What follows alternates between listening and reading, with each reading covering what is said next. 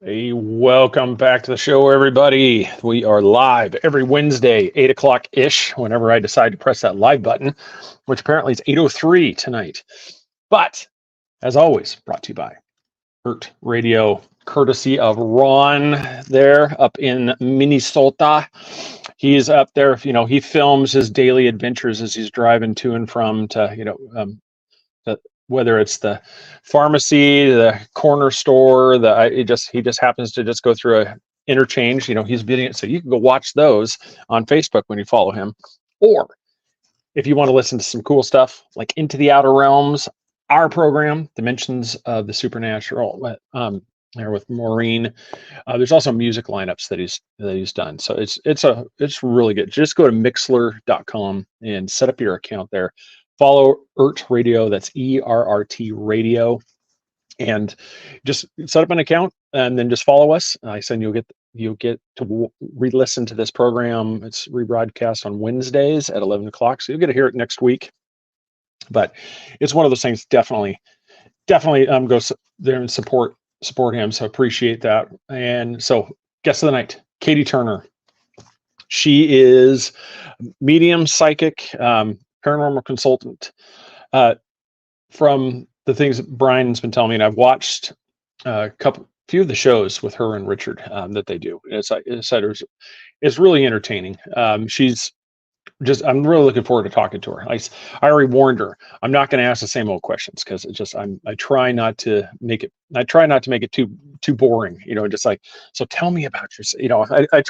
You already know about that. I don't have to do the whole in-depth breakdown in the beginning. So we're looking forward to this. So we're going to hopefully get some questions, find out some answers. She can tell us what it's going to take for this show to become as big as Joe Rogan's. She's going to be able to she'll be able to give us that accurate answer. She doesn't do lottery numbers. She doesn't give you your medical, diagnosis. She doesn't do any of those things, because it just doesn't happen. So don't even try. Don't even try. She's not going to let you know if your current boyfriend is the right one or the wrong one. Did you make the right choice? It's going to be more like the psychiatrist saying, so what do you think? Do you think this person is the right one? That's the way it goes. But you have other questions except for the untouchable ones. She's going to be able to possibly answer those for you. You may not like the answer, but she's going to tell you the truth. And that, if I can find the button here to press it, is going to be next. There it is. And she's next. Welcome to the Three Beards podcast. My name's Craig, along with Austin and Chris. Passed to a new generation of Americans born in this century.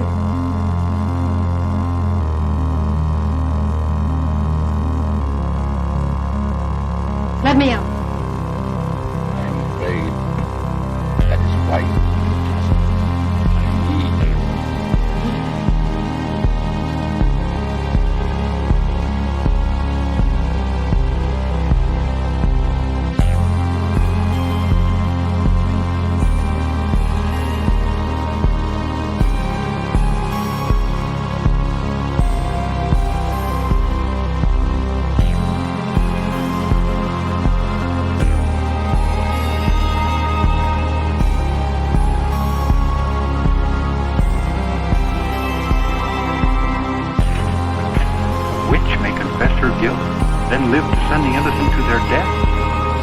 Justice and honor in Massachusetts colony?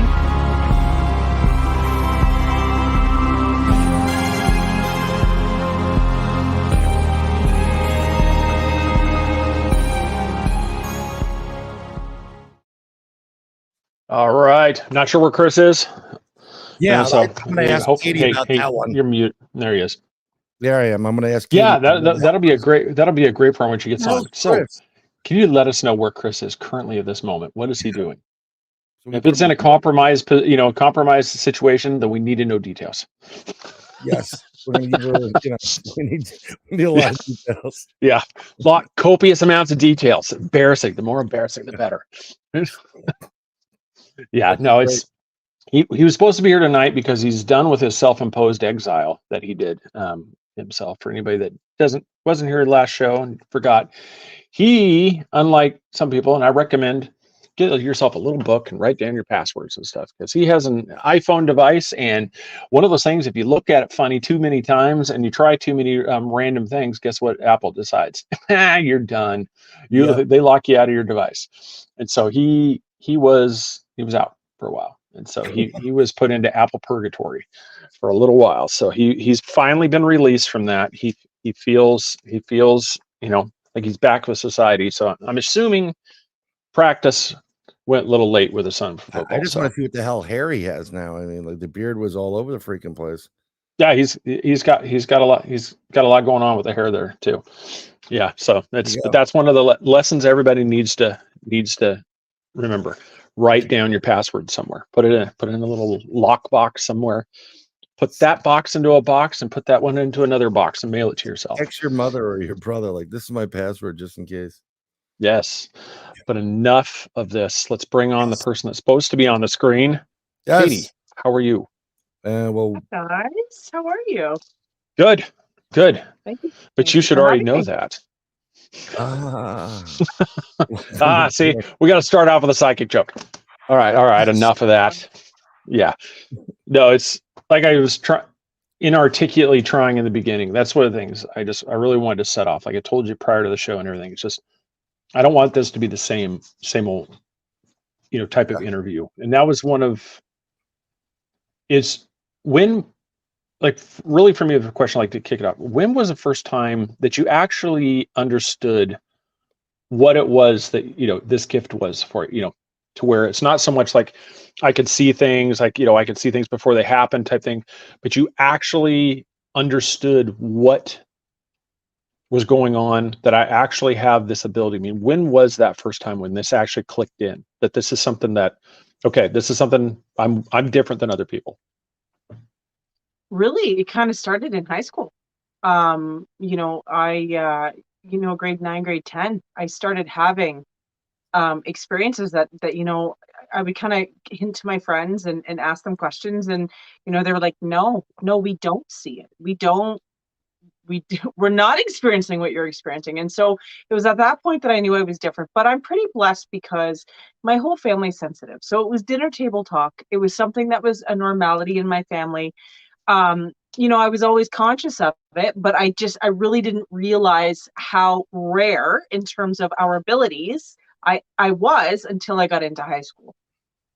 So you mentioned that everybody, well, most people in the family are psychic. I mean, were you aware that they were psychic? They knew things that, or they saw things or heard things.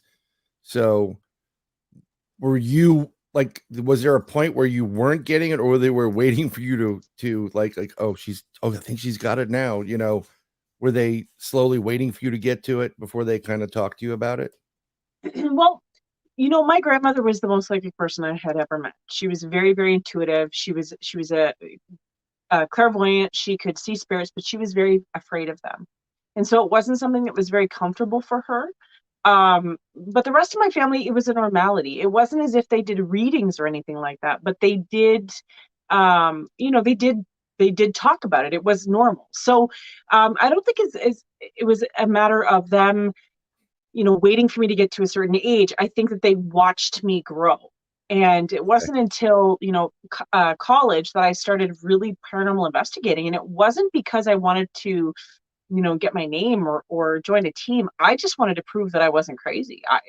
I wanted to kind of validate it for myself to say, look, if I can capture this stuff, then I'm really seeing it. And so that's kind of how it shifted. But, my family's been very supportive my whole life, and I'm just Katie to them.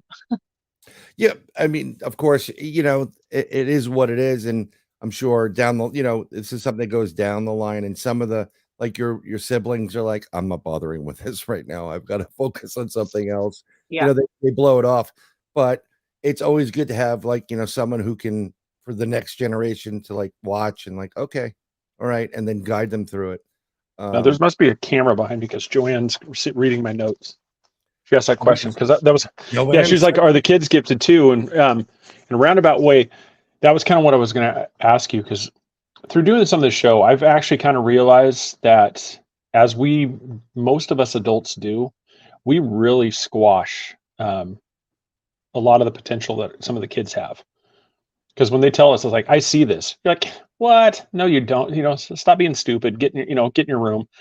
We don't embrace a thing. But and where I was going with that with your kids, have you noticed anything? But at the same time, are you hesitant to almost like throw a bias into it? Because they already know kind of what mom does. And if you go, oh my God, you're seeing that, you kind of, in a way, it's almost like that pareidoia thing. You kind of implant that in them. So there, I'll quit rambling on. Okay. No, you know what? That's a great question. And you know what? Both my kids are sensitive. Absolutely. There's no question in my mind. Remember, everybody has psychic abilities. At least I'm a firm believer in that. It's whether or not you're cognizant of it and whether you're working on it. The fact that I haven't closed that door for my kids, I think, has only helped them gain their strength. But the things that they come up with and the things that they say, I mean, there's no question. There's absolutely no question. I would say that my son is more of a medium.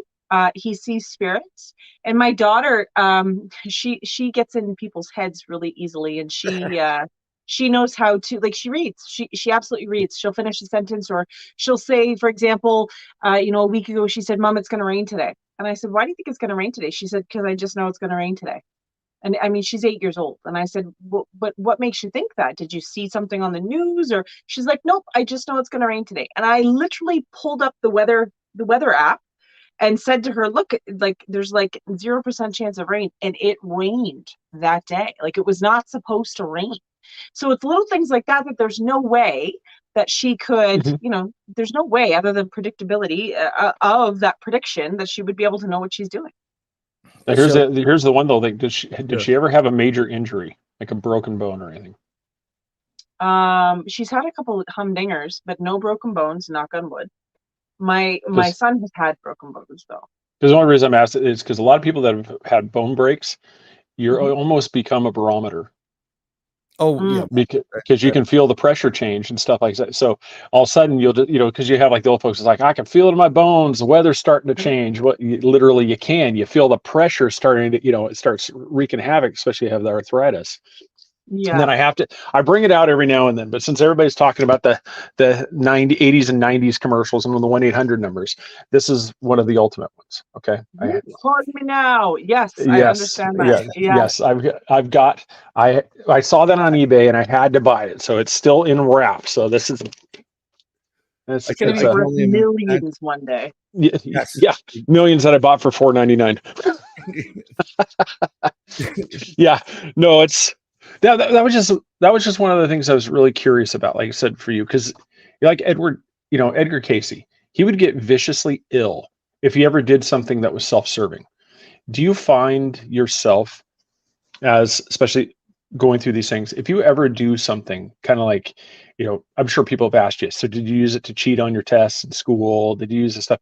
Did you ever find that when you do something like this, you would have an adverse reaction? Absolutely. 100%. 100%. This is not for the faint of heart. People think that this job is easy, and maybe I'll shed some light on it for those that don't understand or don't realize. Yes, my job is kind of exciting, that I get to meet new people every day, and I get to kind of tap into timelines and see what's going to happen for people, and I can add closure to people who have passed away, for those loved ones left by. But I also get to see the accidents, the car accidents. I also get to see the way people died. I also get to feel how they died. I get to predict death. And sometimes I can't prevent it. Now, I always have a motto when I read people. I tell people, if I'm not supposed to know, neither are you. And if I'm supposed to know, so are you. In other words, why would I see it if you're not supposed to change it? But sometimes I can't make those changes. Sometimes, the universe does what it does, and I'm kind of like that bystander watching things happen. Having said, going back to kind of self-serving and stuff, I've always left it to the universe. I am not somebody that uses it for my advantage whatsoever. I like to balance it out. I tell people I do not accept payment until after the session, and I do not accept payment unless you think I'm worthy of it. In other words, if you're not happy, I'm not going to charge you. And for me, doing the reading and getting in and doing my job and making it about the work I'm doing and not the money I'm receiving, is something of integrity. A lot of people kind of say to me, wow, like you're just going to read and just, if they don't pay you, they don't pay you. And I say, yeah, because I don't want it to be about that. When I work with the police, I don't charge. When I work with missing persons, or when I work with psychic children, when I do paranormal investigations or cleansings of any kind, I don't charge. None of that is charged, because I don't want to capitalize on people. I want it to be about the integral part of what I do and really helping people to overcome what they have to overcome. Yeah, because one of the things, like, oh, sorry, go ahead, Brad. I just want to get back on something that you mentioned. The work with the police department. I have a friend who's very, very psychic, and the way his name's Carl Petrie, and we'll have him on the show. And the way he reads people is he looks at you, and over your left shoulder, he sees what he describes as a TV, and it all starts playing out for him. Some people do it that way. I know some people get it up here as a TV in their mind's eye, which is really freaky to begin with. And then once you start doing it, it's like, oh, okay. But he doesn't offer personally to go to police departments to help, because a lot of times he's kind of gotten into a situation where they started to accuse him. How do you deal with that? Or do they know already that you present yourself? I am a psychic medium. Can I help you with anything? No, seriously, because no, I get. I was just thinking in my head, because yeah, I mean, you keep going up. The body's buried over there. Yeah. Okay, she's our. I'm pretty sure she's our killer. She knows where all the bodies are buried. We're gonna watch her. Number one, make sure you have a hell of an alibi. No, I'm kidding. I'm with you on that. No, you know what? Honest to God, I don't call them; they call me. Okay, that's good.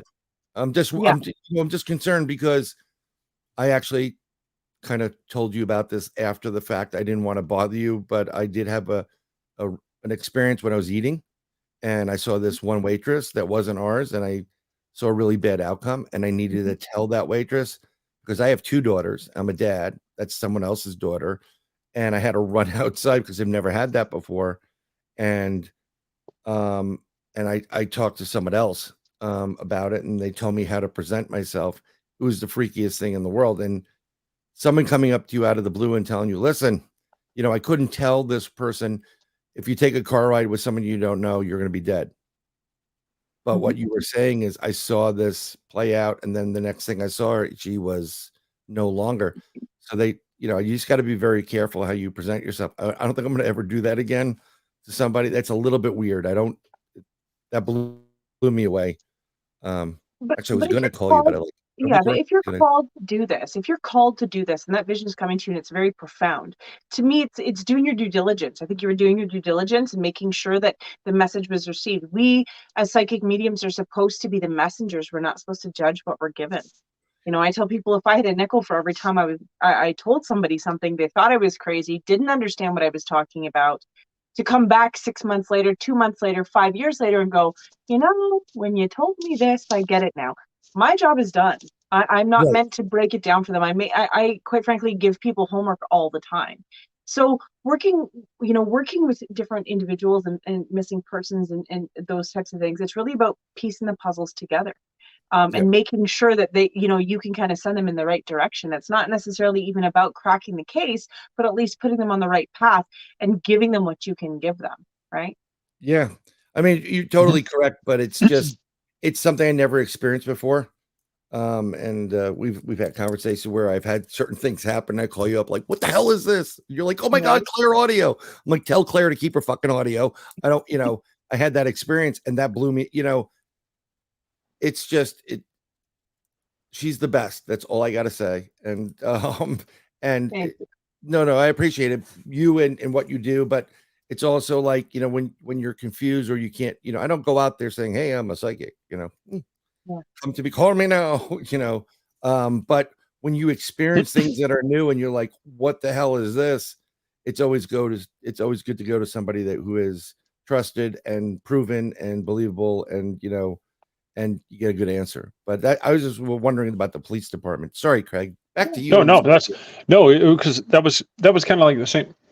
I had 2 little things that I thought up. Like, one, prior to that, you were talking about, how you just get you'd get these sensations, like so do you get that impression through a proximity, or is it like movies and how Hollywood portrays it? You walk up, you touch a wall, and all of a sudden, you're transported into another realm, and you, like Jennifer Love Hewitt, you see everything happening, and then you're like, okay, like you could see me, that type of thing. So which one is it? Just pretty much you just kind of get a generalized, you're walking by and you're like, okay, and you have to stop, or is it if you touch something, it hits? Okay, so I use the 5 major senses. Okay, so I'm sensitive, and I call them my antennas. So I'm clairaudient, clairvoyant, clairsentient, clairconscient, and empathic. Those are my antennas. So clairaudient is hearing, clairsentient is smelling, clairvoyant is seeing, clairconscient is the act of knowing, and empathic means I pick up on symptoms, whether it be physical, metaphoric, figurative. So Okay. I have to be in the physical location. I do readings all over the world. I like to go to the physical location, and it depends. If I was working with the police, I'd like to be there if possible. But, reading people, energy is energy. The 3-dimensional, 5-dimensional limits that we think that we put on that you have to physically be with something, it really depends on vibration. I will use psychometry to sometimes extend my antenna to try to receive a little bit more. A lot of times I use photographs. So when I do readings for people, I will ask for, if I can't get a photograph and see the individual's eyes, then I'd like to hold something of theirs, because it's really not about their energy. It's about I'm not strong enough to pick up their energy. So I don't blame the entity or the energy. It's more of the blockage within myself. And that just kind of heightens my antenna and allows me to get in a little bit more. But, Okay. when walking in, I'll smell something, I'll see something, I'll feel something. Sometimes I pick up on, physical pain or emotional pain. It really comes down to circumstance, where I'm going, and how the energy is being read.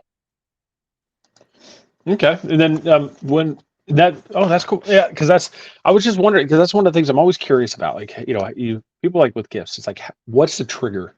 Because so it's cool that the way that works for you, because it's always just fascinating. It's like everybody's different. It's like a smell, something will trigger, and then kind of what Brian was saying too. Do you see like that? Like he said, that one guy was like television. Do you see anything like that where it's like a specific way, or it's kind of hard to describe? I mean, I'll kind of give you an example. Like for me, I've done this in a Prairie show. When you guys think of I want to think, just like in your minds right now, think of a calendar year, like laid out in front of you. How does it look to you? Like if you were to take all the pages out of a calendar and lay them out, how would it look to you, like visually?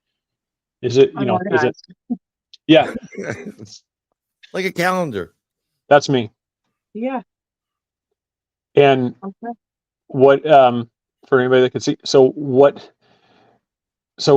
visualize like you're on almost like a racetrack. Like right now we're coming into October. So we're making this right turn. So when I'm looking at the calendar, I feel like as we're getting into October, it's almost like I'm looking at it like at this weird angle, like we're coming into October. And then as soon as we get to December, it's like almost like the start finish line. And then January, It's like we start to round the corner. So, and I've always looked at it that way. I can't remember a time I haven't visualized the calendar that way. Yeah.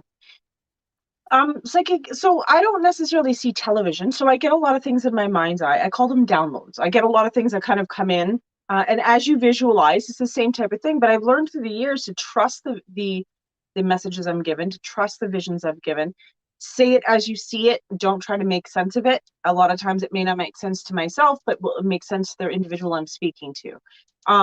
And it really comes down to, like, sometimes it's a physical manifestation. And, when it comes to spirit, like, you're physically seeing them stand there, but it's not every time. It's really not every time.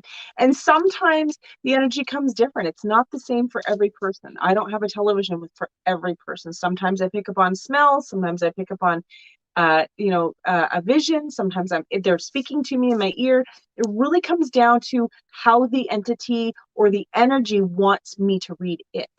I look at it like, I try to explain it like a radio wave. Okay. So, yeah. As you're sitting in your car and you've tuned into a radio station, just because the radio wave is coming into your car doesn't mean it's not coming into the other car. But if you dial it out a little bit, it may still come in, but not so clear. So you really got to kind of dial it in. And the energy is all around. It's not in one direction. On a 3-dimensional basis, if I was to get up and walk to my front door, all of me is going to walk to the front door. But on an energy level, it's not everything is there. Entities can be in 5 places at once, 6 places at once. So it's really how they filter the energy to you. And if you match that vibration on how you download the information.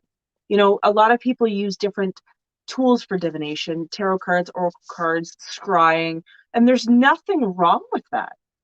It's really just an extension of an antenna for you to consciously focus on and to get into that kind of conscious awareness to be able to download the information, right? So it's different for everybody. I think there's a misconception that people think if you're psychic, you just see ghosts or you just know. It's different for everybody. That's why, I've been asked many times, can you hold a one-on-one course on how to become psychic? It's so difficult to do that. It doesn't happen over a weekend.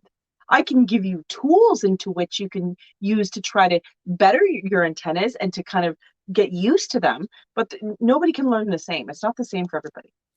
And speaking of that, if someone, I've always told people that if you want to try to work on the pineal gland and enhance your gifts, meditation works really well. But would you say that for most people, the one tell that they're pretty much going to have a little bit of an easier time developing other senses would be the empath ability of people?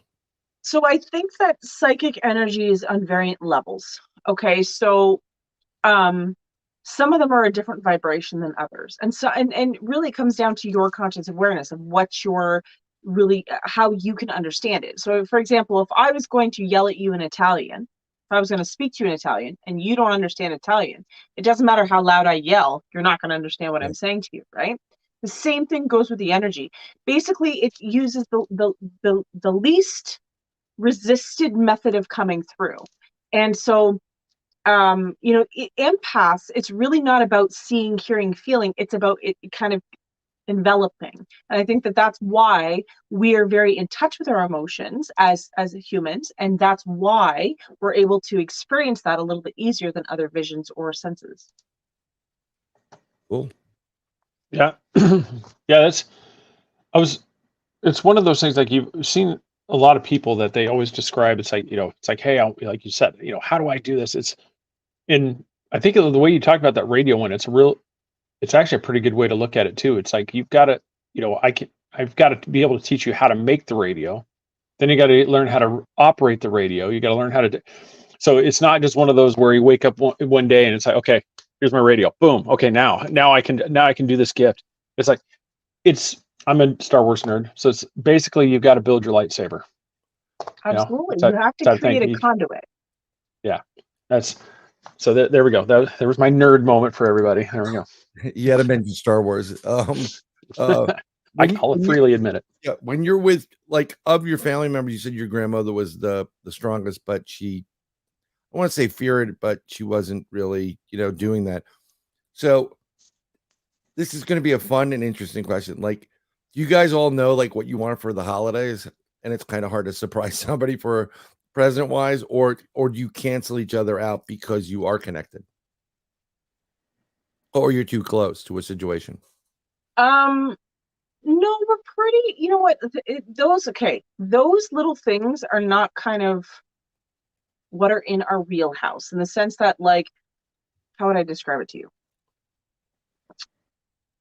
We wouldn't think about those things. Do you know what I'm saying? The vision would come in, would be more or less thinking of them and somebody calling, or having a dream and the next morning warning the person of the dream. Having those sensations. A lot of times if my father had stomach aches, I would develop a stomach ache. I'd call him, I'd say, hey, are you good?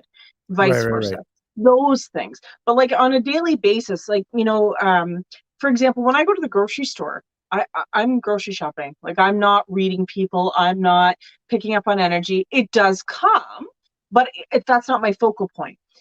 Again, going back to the radio, you really got to dial into it. Like, I think people that are tapped on, okay, tapped in, tapped on really loudly, are actually those that don't understand how to dial it down.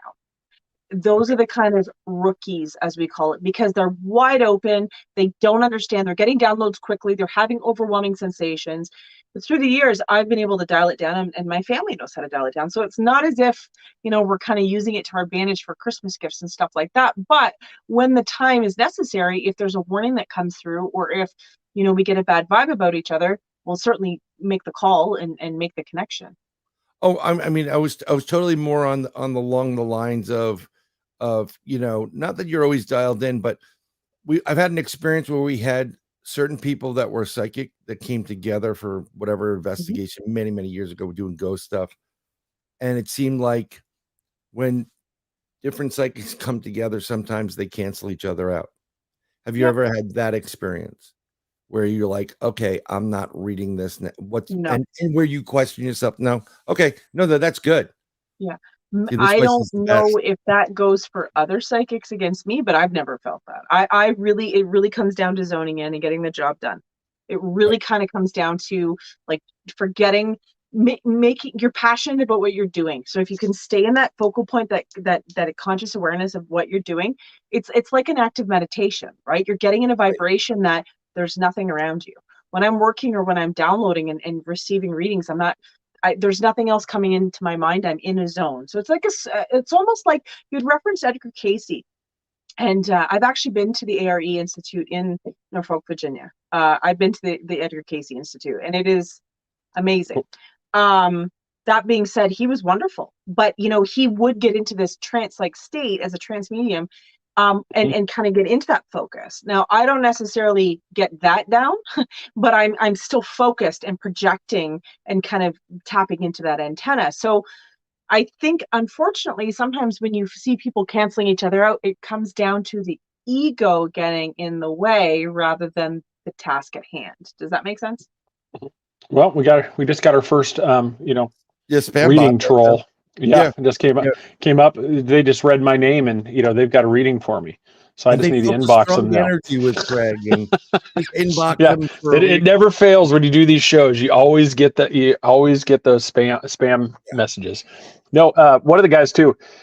M.A. Allen. He wanted to know: do you ever feel empathy coming through with your translations?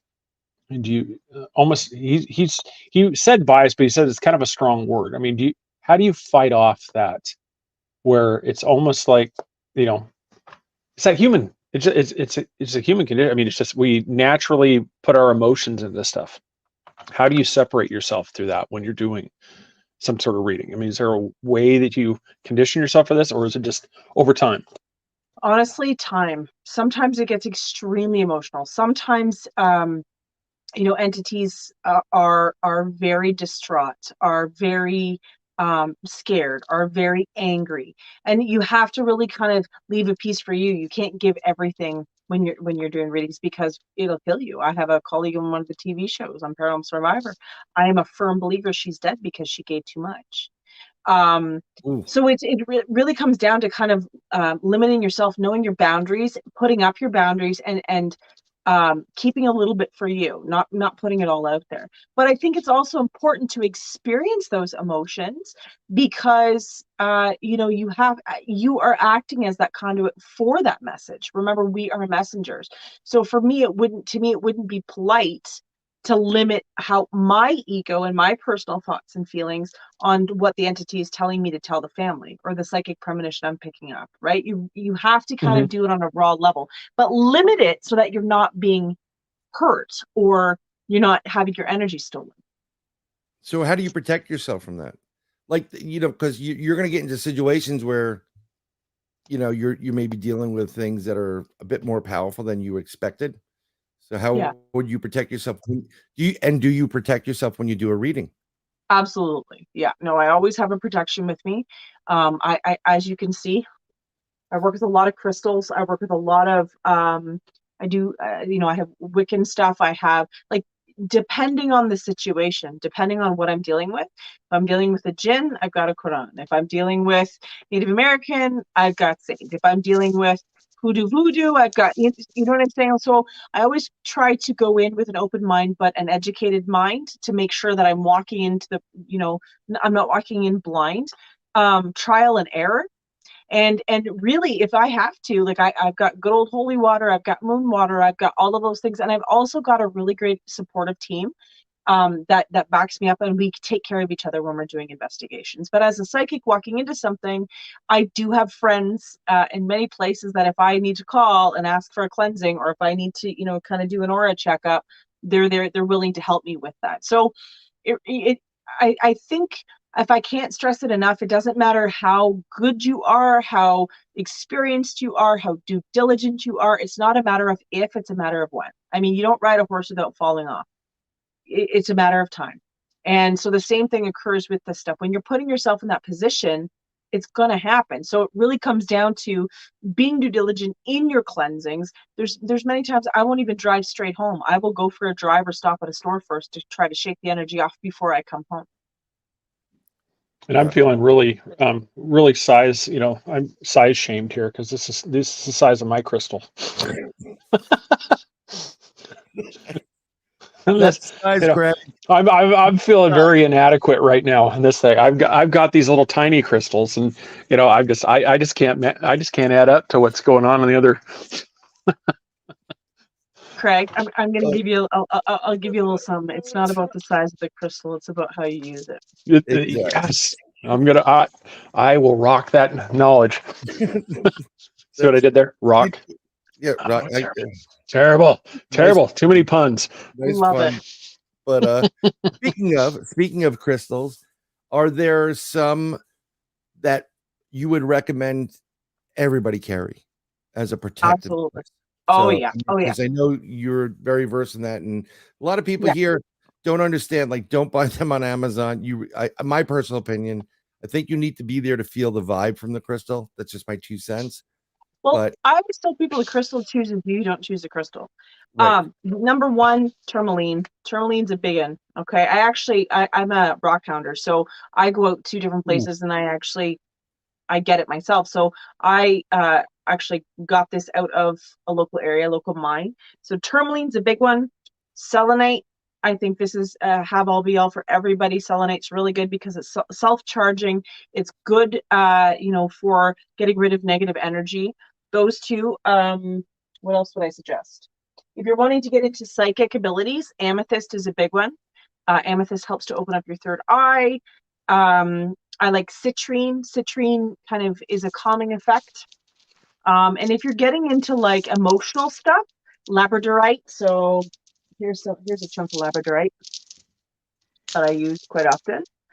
There's a couple chunks here. What that about I have. moldavite? What about moldavite? Have you ever Moldavite is used a tektite. So moldavite's a little bit different. So it is a tektite. In other words, it's extraterrestrial in origin. I have some moldavite right here, actually. It's very expensive, and it's something that you have to work with slowly. It's not something you would work with right away, because it's extremely powerful, and it's a purging stone. So it's actually known to cause heart attacks, strokes, stomach digestive issues. It's something that you have to work up slowly, and it's not something I encourage people to wear all the time. That sounds horrible. I never put this rock on. Also, like, my chest hurts. It's true. Yeah. But there's something to it, though. Also, there's a connection to not off-Earth entities as well with some of that moldavite. So, but it's really beautiful. But Lord have mercy, is that thing expensive? It will never go down in value. Let's put it that way. Yeah. And it's something that you have to really research before you buy. The only way, if you can tell if it's authentic, is putting up in a magnifying glass and really looking into the marks in it. There's a lot of fakes out there. If you're not spending a lot of money on it, you're not buying real stuff. Like, some of the stuff is actually certified. So I bought a piece. I don't have it with me. It's upstairs, but it's like smaller than this piece. Okay. I paid $90 for it, and I had researched it and got it from a real supplier. Like, I wasn't, and that's 90 Canadian, everybody. So that's like $20 American. No, I'm kidding. But Yes. You need But to yeah, stare I down. know. I would assume it's about $60 American, around that maybe $60. Somewhere there, yes. Something like that, yeah. And that's expensive, so you have to know what you're getting and understanding that you're getting it from a real source. Oh yeah, Well, but a lot of people, they don't realize it too. It's like when you get stuff either off eBay or something like that, a lot of things you're getting is I'm trying to remember the term. Basically, what you've got is they take rock, they take real rock, but they dye it. They Yep. basically cast it into a shape, dye it the different colors, and then they'll make the beads look amazing and stuff like that. But it's not an actual real rock. It's it's a lot of these artificial. things. So Yeah. Moldavite is, where's my camera? Right there.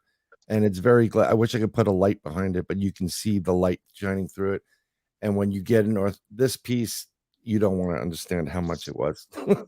It was really, really expensive, but Just a couple dollars. Your kids, go buy a car with it down the line, Yeah. Right. Yeah. And it's Not a sure where very my bag of rocks is. you know, I have it around here somewhere.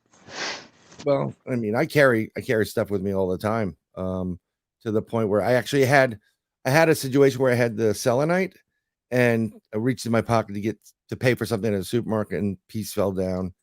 And I'm like, okay, what does that mean? And then two people answered me. Katie was one of them. And privately, I asked like, this is what happened. And one person's like, oh, it took a hit for you. And, you need to be protected and wrap all this stuff around you. I was like, okay, you're going a little too dramatic. Katie's like, it's done when it's done.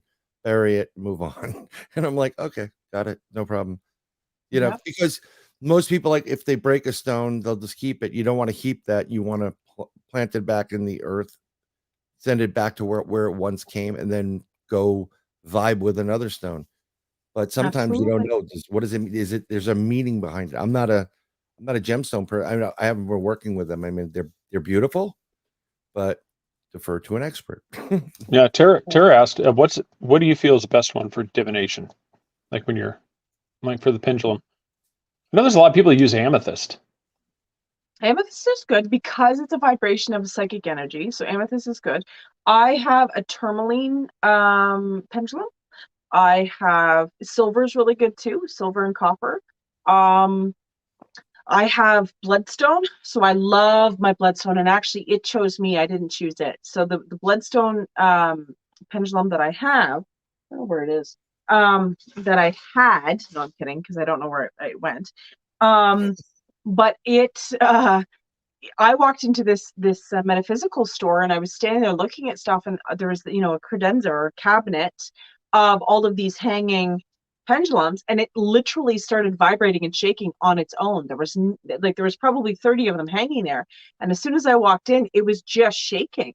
And I looked at the lady behind the counter, and I said, I think that is saying something. And she goes, oh, I know it is. And I walked up to it and I picked it up, and it was just felt wonderful in my hands.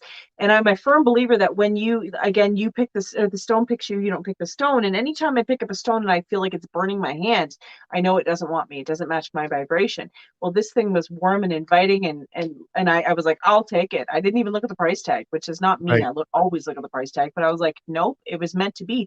And so I've had a lot of luck with that. So bloodstone's another one that's really, really good. Well, it's funny you said that too, because yeah, that was one of the things too. Is I've been trying to get into runes, like actually learning how to read those. And I picked these ones because as I hold them, they start to feel warm to me. Yeah, but it's not a burning sensation. It's a good feeling. It's a warm, inviting feeling. Yeah. Yeah, it's just that warm. Yeah, Yeah. it's kind of, it's like being in front of the fire. Like I said, on a cold night, just like I said, it's not, you're not burning up. You feel it. It goes from being cold to suddenly it feels it's just warm. And that's when I reach in the bag. It's, I kind of almost know it's like I'm reaching around, and when I feel the one that feels warm, that's the one I pull. And it's Right. So yeah, but those, I couldn't tell you what kind of rock it is. Most likely it's one of those Chinese made stylized ones. For all I know, I'm feeling a warm piece of Chinese concrete, for all I know. But hey man, whatever works. It works. Hey, if your mojo works, it works. Yeah. We do have somebody that's in the oh, and Mark Eddy's here. Mark should have been here. because I'm sure Mark would have had a question, but we do have a one of our viewers I contacted previously, and I asked you if she can ask you a question. So I'm gonna, if it's our idea, I'm gonna try to connect with her and bring her in. And just so you know, I'm gonna tell you this because I've asked these questions and she laughed at me. No lottery questions. You're not getting the lottery numbers. If Yep. she can't have them, you can't have them. Exactly. If I knew the lottery numbers, I wouldn't be here right now. Exactly. It was like later, If people. it didn't make her violently, have a violent reaction, trying to do it, it's just, because that's one of the ones, like, always people always ask, like, oh, give me this. And I'm like, as far as I know, most people, they have a real adverse Yep. to it. So That's one of the ones that Up. always people. We have to have Laura turn her volume down on whatever she has. Caller, you must mute your radio. Hold on, please mute your radio. So Laura, Okay, I got it. this is Katie. Katie, Laura, go ahead, answer your question. Hi, Laura. Hi. I was just wondering. I'm not gonna be able to make it without crying. I'll put the question up here. Yeah. With Amanda, did anybody hurt her on the day she passed away? And is she okay now? Did she make it to be with her baby and her daddy and my family?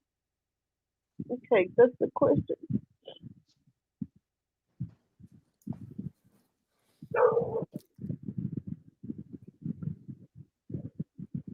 Okay, so the first thing that the very first thing that I pick up is I want to, it sounds cliche, but I want to pick up a bracelet. There's something to do with a bracelet, or there's like a term on a bracelet. That's important. The second thing that I'm being told, there were two men or two male that came. There was two male that came when she passed. Yeah. But where did this individual almost pass and then not pass and then pass? Do you understand what I mean? It's almost like near-death experience, or it's like I was supposed to go, I didn't go, but then I'm going. Do you know what I mean? Yeah, she didn't pass at the home, but when she got to the hospital, she passed later. Okay. So they bought her some time. What I'm told is they bought her some time. There's an older gentleman with the letter E, or an E name in his name. Okay. So it may not start with an E, but it's like Jeremy or, sorry? What letter? I'm sorry, because I can barely hear you. That's okay. An E. So there's the letter E. So it could be like Jeremy or, but there's an E, a strong E in the name that passed. I'm also supposed to tell you that there's something to do with the man. I don't even know where you're located. Like but I'm seeing mountains, and I feel like there's one person on one side of the mountains and another person on the other side of the mountain. So there's traveling far in order for this to occur. Okay. Okay. There's also the spirit of a cat with them as well. And I'm supposed to I didn't know about that one. Yeah, I'm also supposed to tell you that she has been trying to make communication through your computer. So she's actually causing a lot of computer interference, tapping onto the screen, causing programs. She says, that's me, that's me, that's me. There's also something to do with a tattoo that's coming, or after the fact around the tattoo. I'm supposed to say that's a good thing. I don't think she ever got a tattoo, but okay. Somebody else got the tattoo. Do you understand? Somebody else got the tattoo or is getting the tattoo, and it's a good thing. Okay. I'm supposed to tell you too, you're not sleeping well. There's issues with your blood sugar. You need to, you're getting headaches in the back of your neck. There's issues, and stop falling asleep or you're falling asleep. You need to start to go to bed and sleep properly because you're not sleeping properly. Yeah. A lot of that. Okay, and she's okay? Absolutely. I feel like she transitioned over. Her transition was 4 days, so it took her 4 days to fully transition.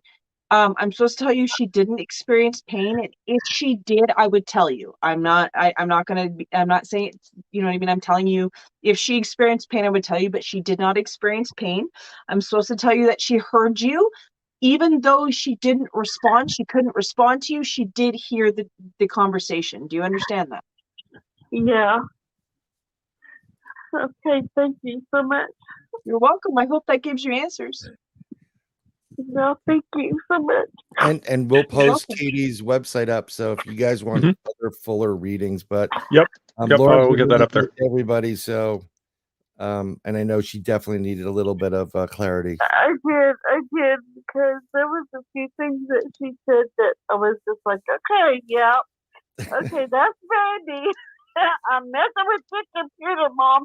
Didn't listen to me. Well, Okay, thank you so much. You're welcome. Nice to meet you. Nice to meet you. Thank you, Katie. thanks, You're Laura. welcome. All right, right. bye-bye. Thank Bye-bye. you, Bert.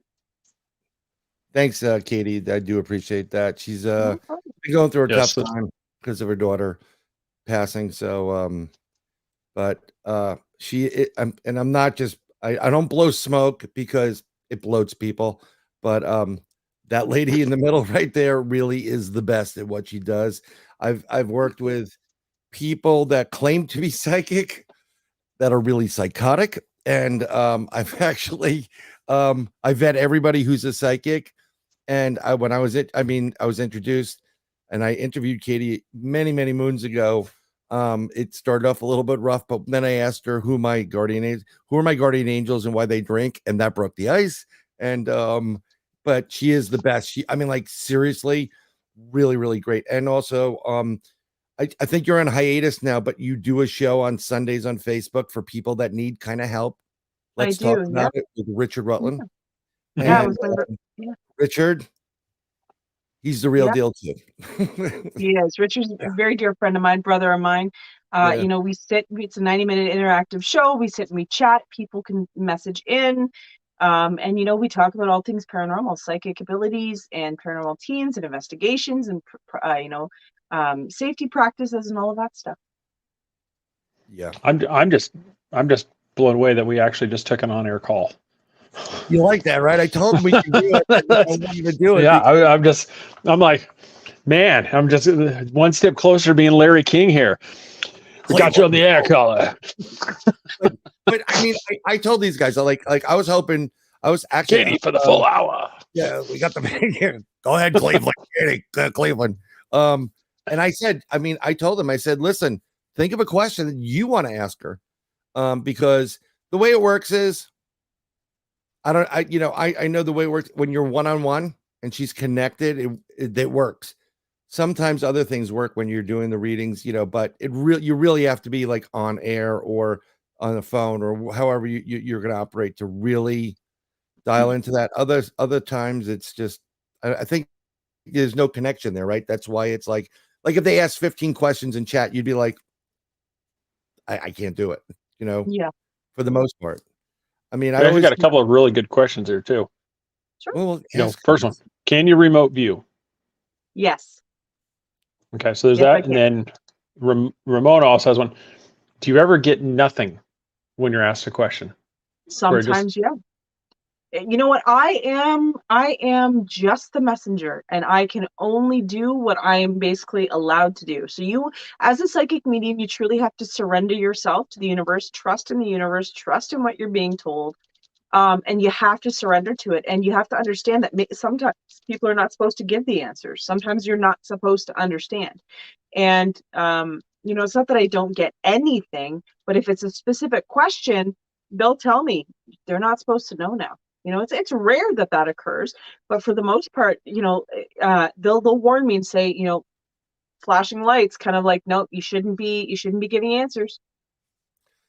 Yeah, I was wondering about that. Like, are there any instances where someone comes to you for a reading, but you're not supposed to be the one reading her? Nope, you're not.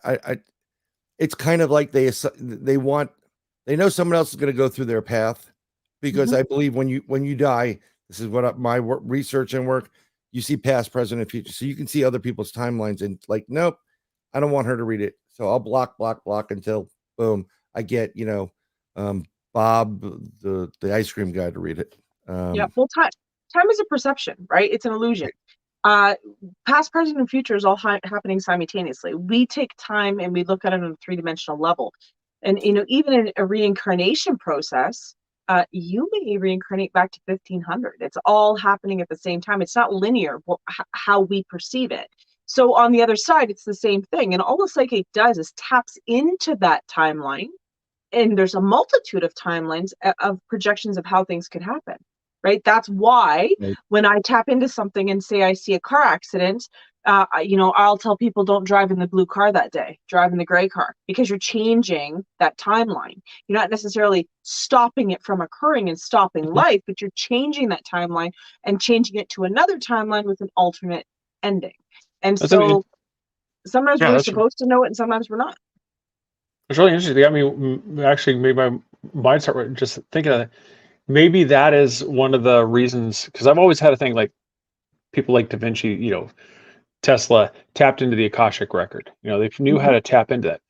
But what if, like you said, they were reincarnated from the future back into the past, and that's why they would have knowledge of helicopters, planes, the ability to do these things, to where what would seem like, how could somebody in the 1400s have any possible idea, this stuff, how to do these things, to where all of a sudden you're like, yeah, it would make sense. You're back, you're used to having helicopters. Well, obviously, how are you going to do it back here? You're going to have functional, and then you try to figure out how to make it work. And so, I was popping.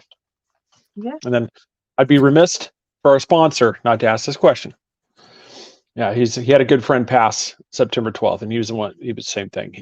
Ron was just curious, curious to know if did he transition already.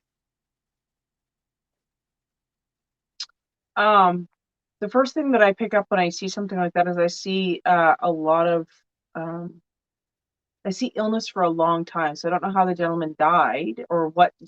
I don't understand if there's like, all I see when I see that, the first thing that comes to my mind is somebody ailing for a long time. I don't see death. I see ailing. Do you know what I mean? So I'm not sure. I don't know. Now, typically, because it's so soon after death, the transitional period is still occurring.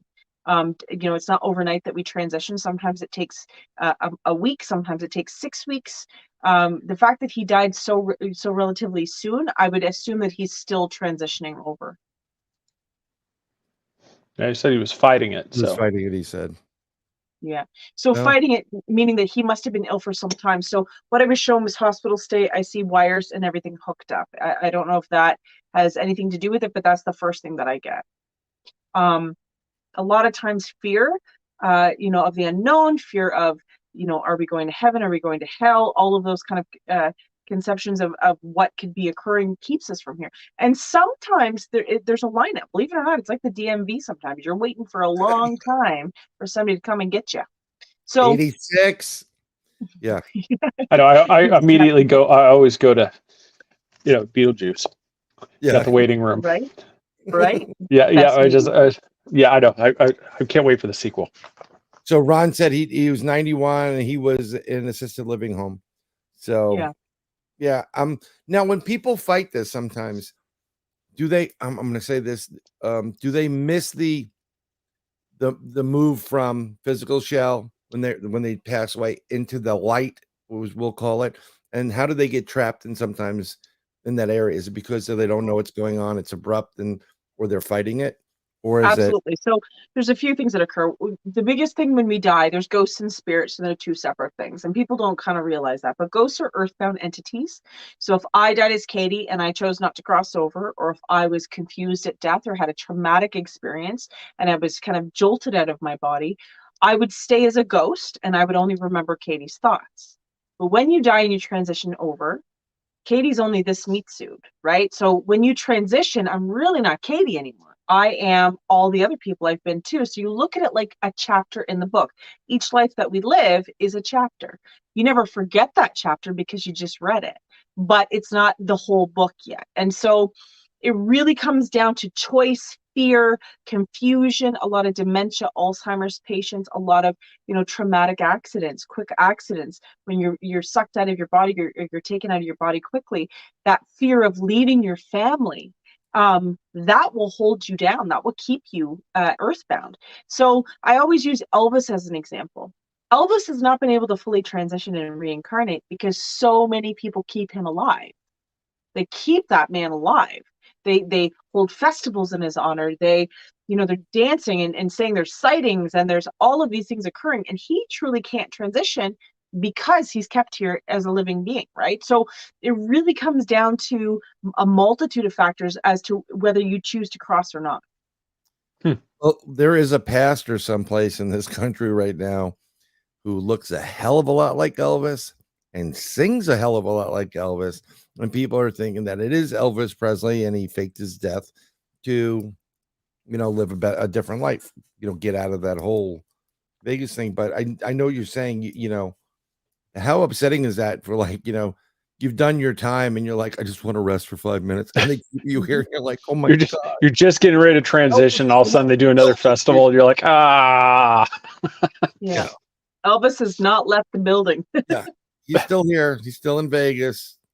Yeah, Bob. Yeah, Bob something. Yeah, I can't. Yeah, but what, that goes the same for, you think of accidents, people are making memorials on the side of the road, or that's a beautiful thing for the living, but sometimes that holds the dead. So it's important to have that closure, to allow that energy to transcend and go. If you're holding that energy and you're not overcoming that death, sometimes that person can't go through the ascension process because they're stuck. Yeah, I mean, there's another question which is very interesting and it's worthy to ask you. When you're doing a reading, and and you're doing a reading of a person, and you realize that the questioner is having a mental health issue versus a other issue, how do you react to something like that?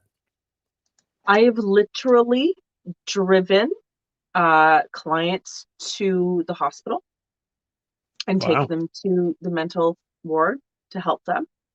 I have called addictions counselors. I have called many different health practitioners to try and alleviate some of their pain or get them into the right programs. My job doesn't stop at reading the dead or reading timelines. To me, when somebody comes to me and there's clear mental health issues going on, and we've all succumbed to it to a certain degree. I think it's not only as a psychic medium, but as a good person, it's my job, to make sure that I can aid this person to the best of my ability. And if that means dropping them off to somebody who can help them, I will do that. That's awesome. Yeah. Much appreciated. Good karma right there, folks. Yeah, as there's one, this is kind of I don't want to put you on the spot. Say, I don't want to answer it if you don't want to. Yeah. Have you ever heard of the individual Stephen Huff? Yes. From Huff. Okay. Yeah, this is one of the things, whether or not you want to comment or not. Do you think this is a legit, or do you think that there's some, because I've seen some debunk videos where they think that, they know how he's doing the boxes and stuff like these sessions. But I've watched the three of them, and it's like, if it's real, it's pretty spectacular. Mm-hmm. The information he's getting. So, kind of like in your opinion, do you think that there's something to this, or do you think he's got, he's one of those people he's got a market, and he's got the followers? I believe, and so I have reverse engineered a portal box. I have my own portal box that I use along with a couple SB7s. I have received very similar results, and I can tell you that I have not faked any of the information or evidence that I have procured. So, I think that there is some truth to it. I can't say every piece of evidence he's ever captured, but I have received this very similar evidence that he has received. So I would be ignorant to assume that he's fake. There are those out there that are fake. There's no doubt about it in my mind, but I don't think he's 100. I don't. I think that some of the things that he does receive, I can't say everything because I'm not there, but I have seen some pretty compelling stuff that I've received on a similar level. So that's kind of what it is. Legit. Yeah.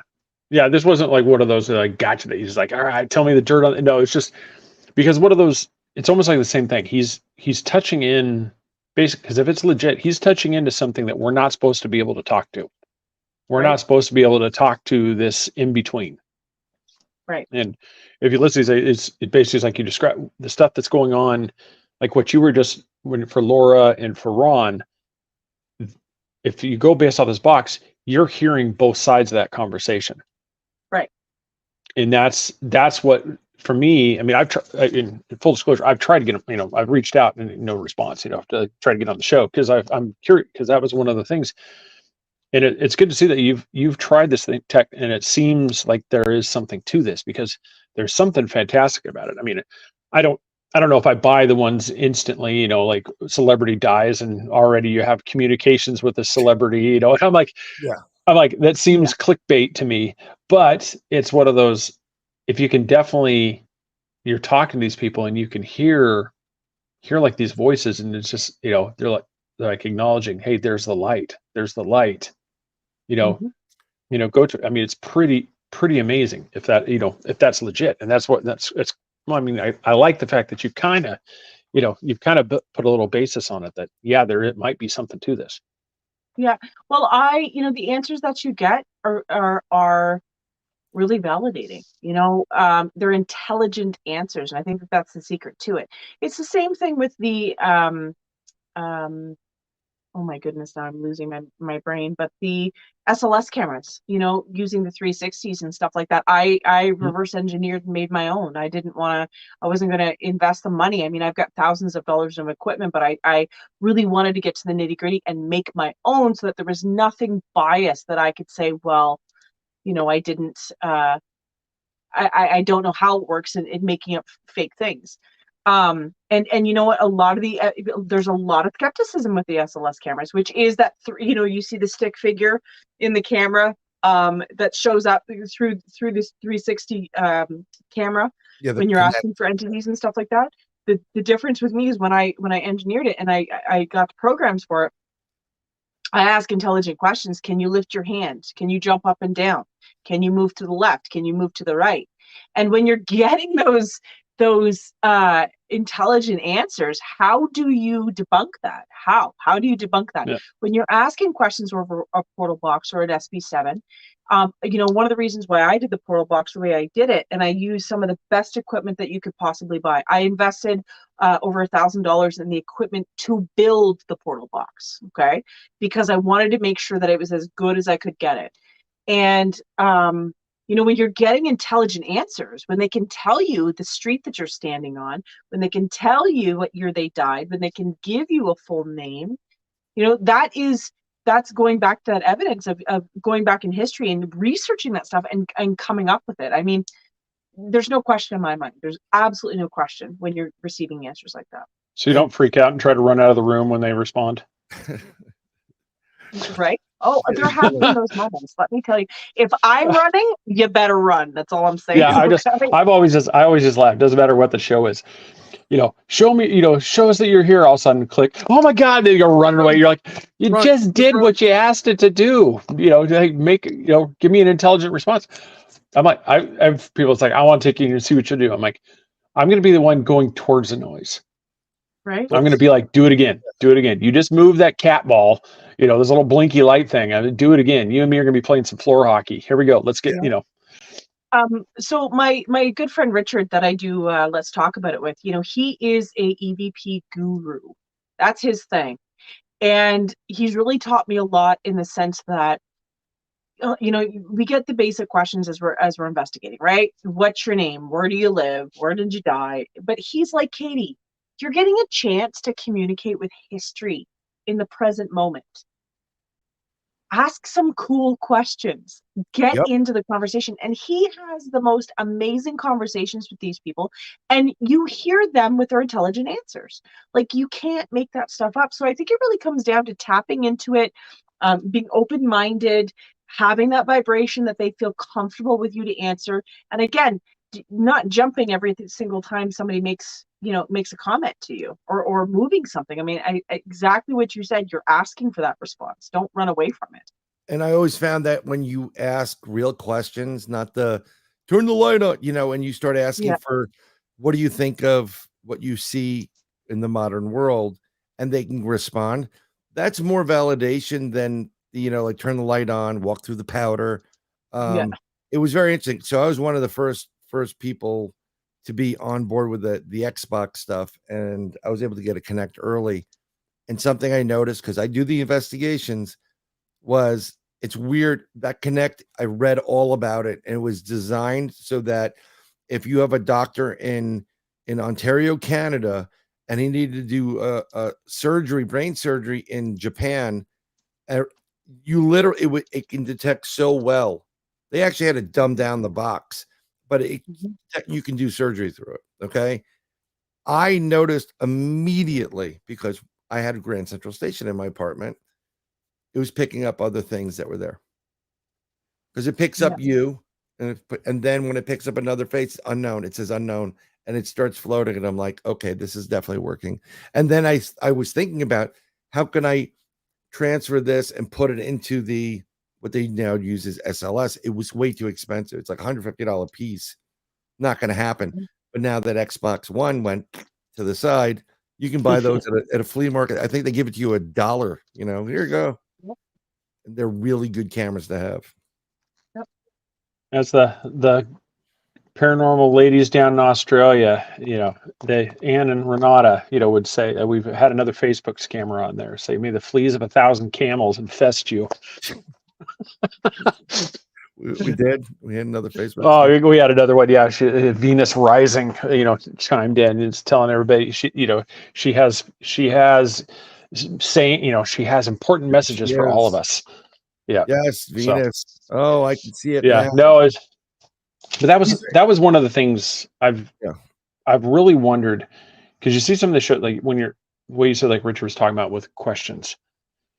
Do you feel that when she passed, it's kind of like a universal translator that they're able to communicate with you directly? Because that's one of the biggest questions. Like, if somebody dies and they speak, they're like, well, we was like Cherokee Indian. They didn't speak English. They were full-blooded, India. They died. Mm-hmm. So how, do you feel that way, that there's like once you pass, you can understand all? Because for me, I don't understand how I could walk up and say, "Hey, who are you?" They wouldn't understand what I'm saying.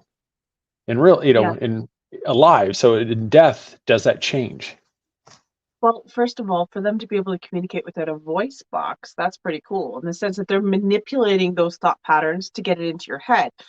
So they may be speaking in their language, but you're downloading it in your language. That's the first thing. It's really not about physical language, okay?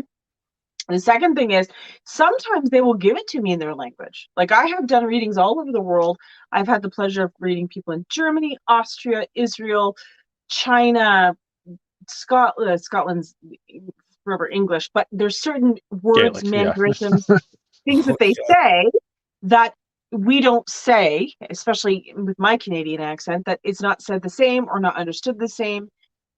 And I'll be told it, and I have no idea what it means, but it's validating to the client.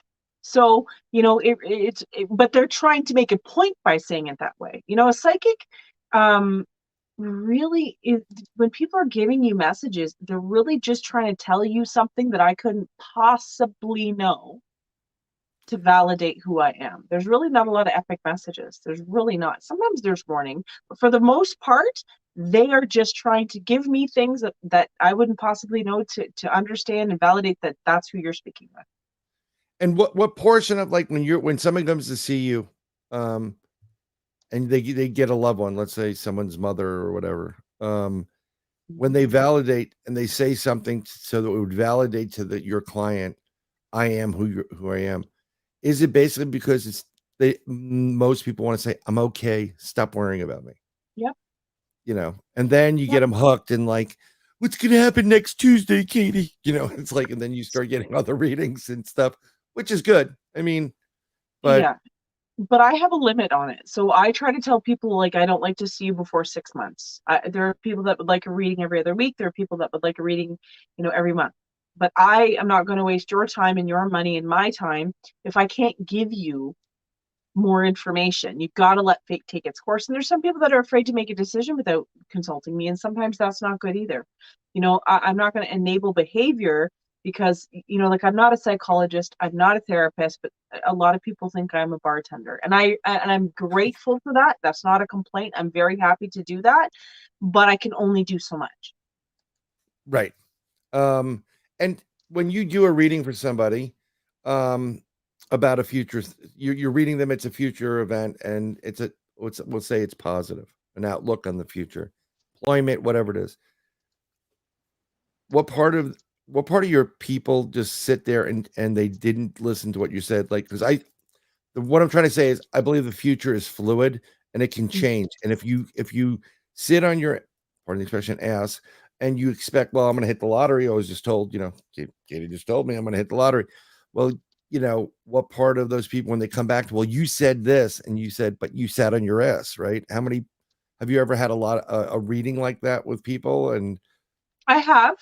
I had a girl one time that I read, and I told her boyfriend was a con artist. I said, he's a waste of space. Get rid of him.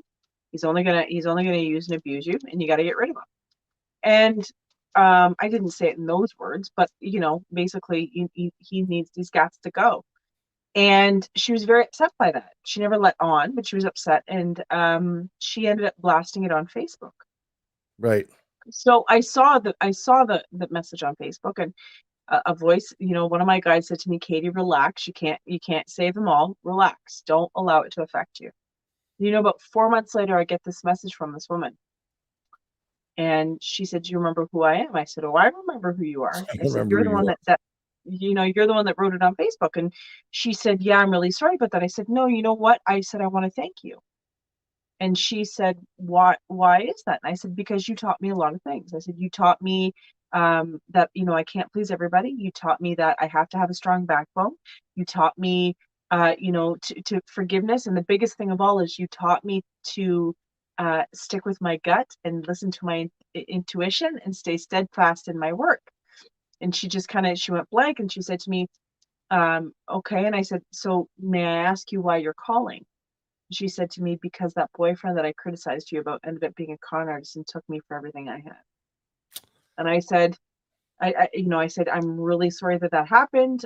Obviously there's a learning lesson in it. There was a learning lesson for both of us. So I take everything with stride.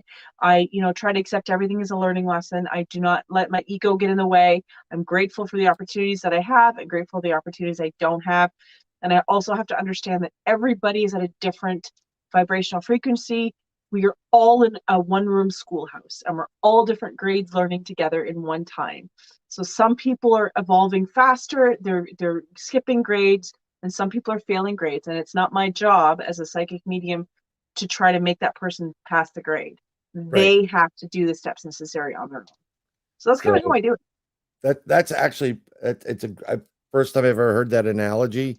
Mm-hmm. And I really like that one. To the football field to drink some beers, I'm ready to go. And I know it's a school night, but if we're all in the same grade school, it might as well be the kids for once. No, as we're getting closer to wrapping it up here. I had one question I had written down here. So Joanne hadn't asked it yet, so I think she quit spying on my notepad here. And you shall see. So I'm going to put you on the spot here, Katie, because this is so this is a lot of stuff. So out of all the stuff that you've done, what is the one that you could think back to right now? If just doesn't have to be a thing that you get that the goosebumps, the hairs on the back of your neck, just you get that tingling sensation when you've given a reading and you're like, holy crap, that was spot on. It's like you knew you were dead on. You just like anything. Whenever you've made the right decision, just everybody has that. You start feeling that tingling. That was right. She was impressed by her own self. Basically. Yes. Yeah. Chance to blow her. Okay. So I'll give you. I'll just kind of fill you in a little bit on how I work. So when I first started doing readings, I tried to remember or tried to understand what I was getting, because I was downloading a lot and reading a lot of people, and I got very sick. I got bedridden sick. And I realized that I'm a conduit only for the information coming through, and I'm actually not supposed to remember half the stuff. Like, I'm not supposed to remember this. There's lots of times where I'll go into the grocery store and somebody's going, "Hey," and I'm like, I don't remember. I don't remember the information I'm given. There are a few times where it was unusual that I was able to read. There was a certain instance on locally here about 4 years ago. I was at a group session, and I do gallery readings, like group sessions as well as private sessions. And so there was 5 or 6 at least people in the session, and we're all sitting together. And I came up with I saw a helicopter crash, and I explained the helicopter. And it actually wasn't a helicopter crash. It was a person crashing out of a helicopter. And so I said to the woman, who's the gentleman that jumps out of airplanes, helicopters? And she said to me, my husband. And I said, well, you need to tell him to check his chute, check his chute, check his chute. And she had gone home, and so I live in a military community, and so they were doing some international work across the globe. And they were in a scenario, and he had warned everybody in the platoon that, the crazy psychic lady said, check their chute. And there was one gentleman that was like, psychic? I don't believe in psychic.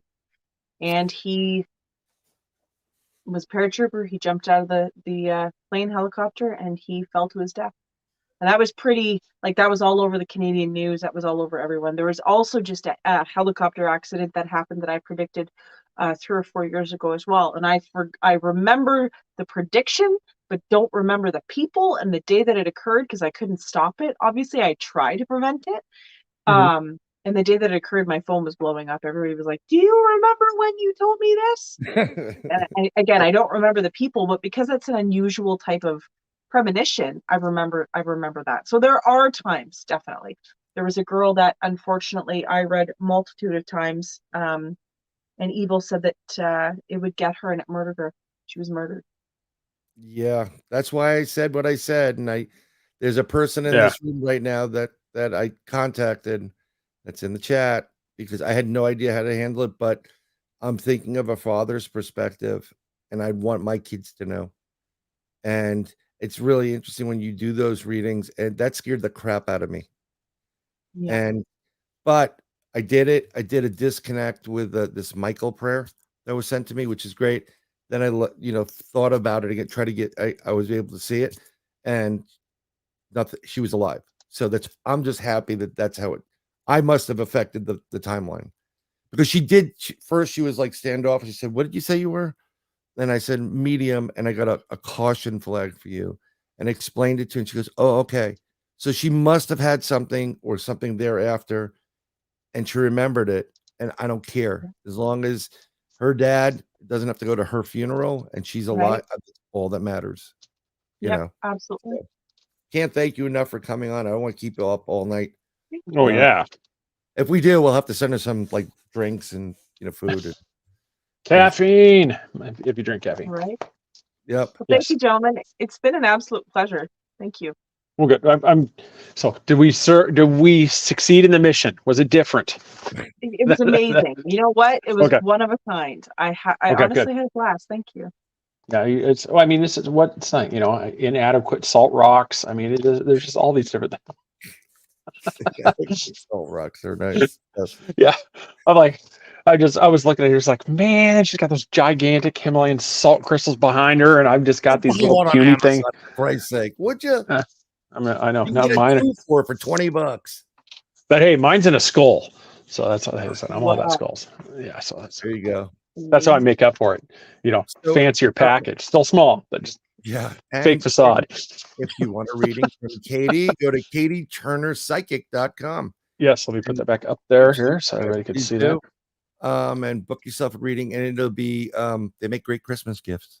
I'm just going to throw it out at you.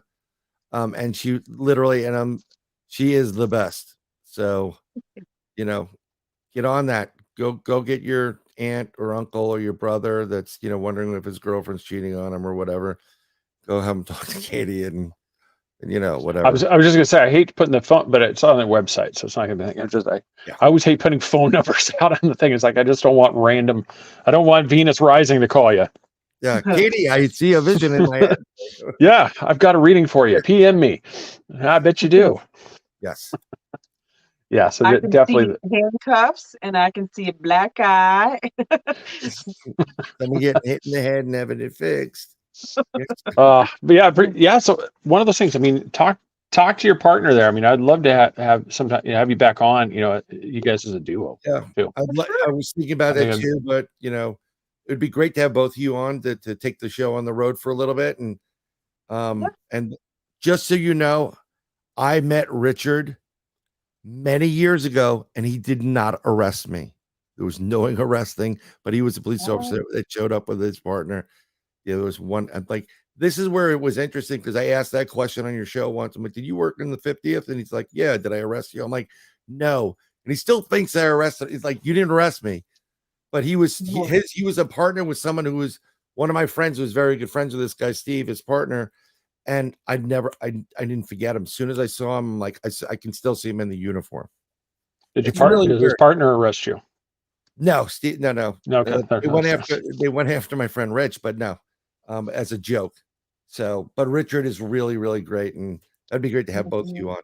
Yeah, so it's been a pleasure. Like I said, I'm glad you had a good time. I said it was a lot of fun. I said I like the ones that are willing to joke around too, because it's like it's serious subject, but at the same time you got to have fun. You have to. So Always. All right. Well, thanks again. And just you guys keep calling me a medium, but I'm actually a large. Yeah. Yes. Keeper. Yes. Keeper. All right. Well, thank you so much. Love to the family. Thank you for being on. Bye. Thank you. Bye. Bye. All right. So Chris should be here. He's messing with iCloud and whatever. Yeah, I'm not an i. Katie, are we ever going to get Chris back on the show? No. Yeah, that's the question. So, Katie, do you ever see Chris returning to the show, or Austin? Yeah, no, he should. He said, he apologized he couldn't be here, but he should be here next time. So, hey, eventually we will live up to the Three Beards podcast thing at some point here. We will eventually have it. So, yes. But everybody, like I said, appreciate you watching. Thank you. We are going to have, right there. I'm going to let you pronounce his last name because I'm going to butcher it. Pat is going to be on next Wednesday. Contrera. Okay, because that's we're going to be doing sound and gotta be careful with that one. Heal you and right frequencies and stuff. And we're going to be playing them. So, and there is a frequency that he wanted me like, please don't play it. I'm like, it's called the self-orgasm frequency. Yeah, we'll be playing it. We'll see what happens. Yeah. Let's see what happens. Yeah, it'd be a great show. Yeah, it was great. It was fun while it lasted. Last night. No. All right. But everybody, like I said, thanks again, everybody, for watching. Appreciate everybody. We will see you next week doing it again. And like I said, please go to katieturnerpsychic.com. Like I said, reach out to her and stuff because as you can see, she was pretty well spot on there with Laura. So that's usually a pretty good test if you can do that stuff, because obviously that was not pre-planned, other than she just knew we were going to try to take a call. That was, and I said, you can believe me on that. There was no pre-planning on that. So that's pretty good. So like I said, that's one of those things. Whenever you see those shows, you're like, I'm not sure if I believe the magic shows. Like, I'm like, seems like this has got, there's, as much as they try to do it, you're like, I'm pretty sure there's some pre-planning on this one. Yeah.